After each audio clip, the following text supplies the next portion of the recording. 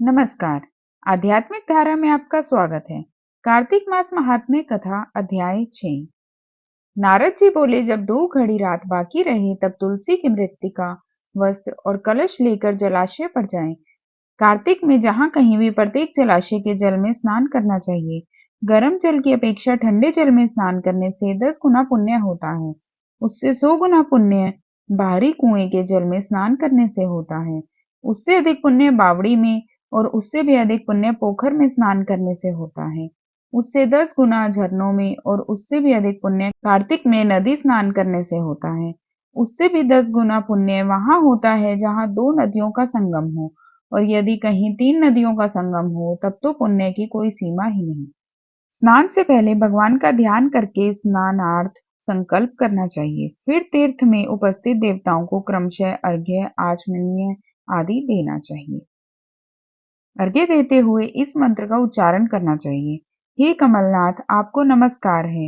हे जलशाई भगवान, आपको प्रणाम है। हे ऋषिकेश, आपको प्रणाम है। मेरे दिए हुए अर्घ्य को आप ग्रहण करें।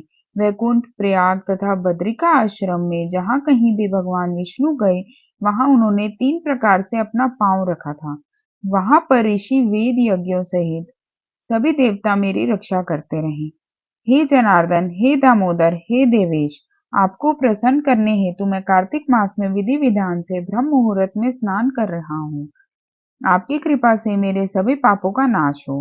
हे प्रभु, कार्तिक मास में व्रत तथा विधि पूर्वक स्नान करने वाला मैं अर्घ्य देता हूँ। आप राधिका सहित ग्रहण करें। हे कृष्ण, हे बलशाली राक्षसों का संहार करने वाले भगवान, हे पापों का नाश करने वाले, कार्तिक मास में प्रतिदिन दिए हुए मेरे इस अर्घ्य द्वारा कार्तिक स्नान का व्रत करने वाला फल मुझे प्राप्त हो। तत्पश्चात चंदन, फूल और तांबुल आदि से वेद पाठी ब्राह्मणों का श्रद्धा पूर्वक पूजन करें और बारंबार नमस्कार करें। ब्राह्मणों के दाएं पांव में तीर्थों का वास होता है, मुख में वेद और समस्त अंगों में देवताओं का वास होता है।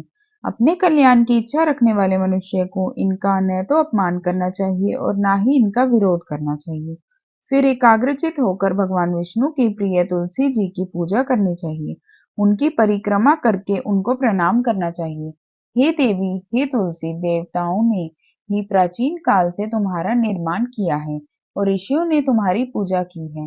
हे विष्णु प्रिया तुलसी, आपको नमस्कार है। आप मेरे समस्त पापों को नष्ट करो। इस प्रकार से जो मनुष्य भक्ति पूर्वक कार्तिक व्रत का अनुष्ठान करते हैं, वे संसार के सुखों का भोग करते हुए अंत में मोक्ष को प्राप्त करते हैं। बोलो विष्णु भगवान की जय। वीडियो पसंद आए तो वीडियो को लाइक करें, शेयर करें और चैनल को सब्सक्राइब करें। धन्यवाद।